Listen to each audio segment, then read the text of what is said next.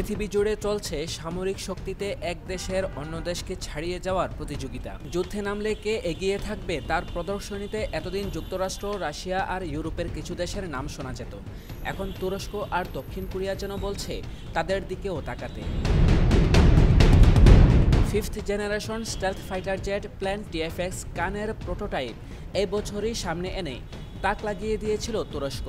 আর 2022 সালের মাঝামাঝি সময় থেকে আকাশ দোপাচ্ছে দক্ষিণ কোরীয় fourth generation multirole fighter jet plane KF-21 বরামে। দুটি বিমানই সর্বাধুনিক প্রযুক্তিতে সজ্জিত।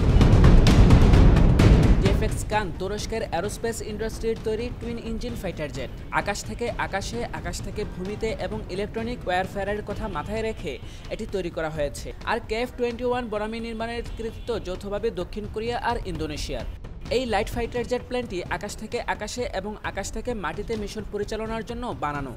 TFX কানের সর্বোচ্চ গতি মাক 1.8 থেকে মাক 2, আর KF-21 সর্বোচ্চ মাক 1.8 গতিতে ছুটতে পারে, অর্থাৎ তুর্কি বিমানের গতি বেশি।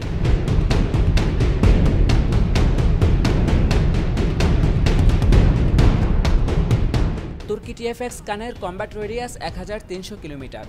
KF-21 এর বেলায় এটি 1200 কিলোমিটার।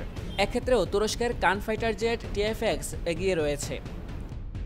25,400 কেজি ভর নিয়ে টেক অফ করতে সক্ষম এই KF-21। TFX কানের বেলায় সর্বোচ্চ টেক অফ ওয়েট একটু বেশি, 27,225 কেজি।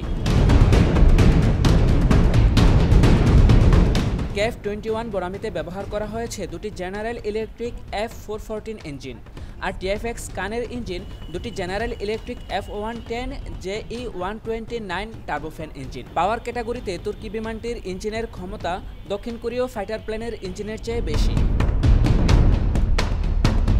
আকাশ থেকে আকাশে এবং আকাশ থেকে ভূমিতে অনেক রকম মিসাইল আর বোমা বহনে সক্ষম দুটি বিমানই। দুটি বিমানের অস্ত্র ভাণ্ডারই ভয়ঙ্কর, তবে টার্কিশ ফাইটার প্লেনটির অস্ত্র সম্ভারে অনেক বেশি প্যালট ক্ষমতা রয়েছে। বর্তমানে পৃথিবী জুড়েই আধুনিক ফাইটার প্লেন নির্মাণের বেলায় স্টেলথ টেকনোলজির উপর জোর দেওয়া হচ্ছে বেশি। তুরস্কের TFX কানকে শত্রু রাডার ফাঁকি দিতে সক্ষম করে তোলা হয়েছে। KF-21-এও কিছু স্টেলথ ফিচার আছে, কিন্তু TFX কান যেমন ফিফথ জেনারেশন স্টেলথ ফাইটার, দক্ষিণ কোরীয় বিমানটি তা নয়। কিছু সীমাবদ্ধতা বাদ দিলে অবশ্য দুটি বিমানকে শক্তিশালী যুদ্ধযান বলা যায়।